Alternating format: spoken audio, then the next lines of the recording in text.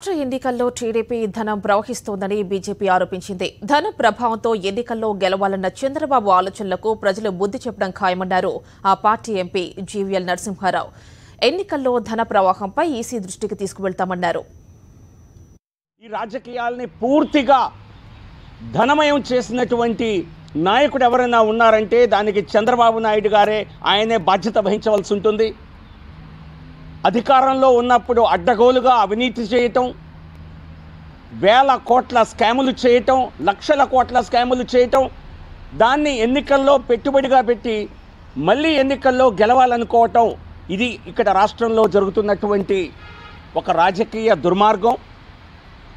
So దీన్ని ఛేదించవలసిన అవసరం ఉన్నది.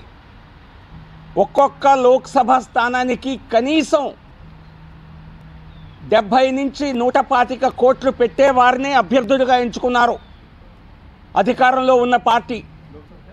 లోక్సభకి 70 లక్షలు కేంద్ర ఎన్నికల సంఘం నియమించినటువంటి ఎక్స్పెండిచర్ లిమిట్ ఏదైనా ఉందంటే కేంద్ర ఎన్నికల కమిషన్ ద్వారా 70 లక్షల పరిమితి పెడితే ఇక్కడ 70 కోట్లకు తక్కువ ఖర్చు పెట్టేవారు ఎవరూ లేరు.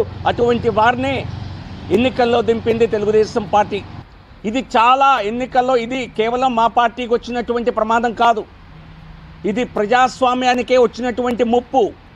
ఇక ఎన్నికలు ఇదే పద్ధతిలో జరగాలి అనుకుంటే మరి ఇక ఇవన్నీ మానేసి, ప్రక్రియ అంతా మానేసి డైరెక్ట్గా ఆక్షన్లో పెట్టుకునే పరిస్థితి ఉందేమో అనిపిస్తుంది రాష్ట్రంలో.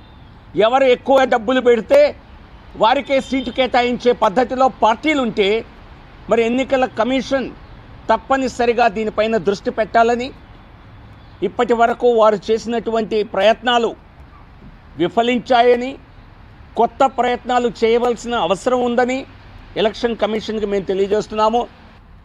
దీన్ని పెద్ద సంఖ్యలో నివారించకపోతే, పట్టుకోకపోతే ప్రజాస్వామ్యానికే ముప్పు కనుక స్పెషల్ ఎక్స్పెండిచర్ అబ్జర్వర్ని ఆంధ్రప్రదేశ్ కూడా నియమించాలని, ఇదే కాకుండా ఇంకా స్పెషల్ స్క్వాడ్స్ని కానివ్వండి, కొత్త ప్రయోగాలు ఏమైనా చేయగలిగితే అవన్నీ కూడా ఆంధ్రప్రదేశ్లోనే చేసి వేల కోట్ల ఈ నల్లధనాన్ని పట్టుకోవాలి అని మేము ఎలక్షన్ కమిషన్ ఆఫ్ ఇండియాకి సూచన చేయబోతున్నాం.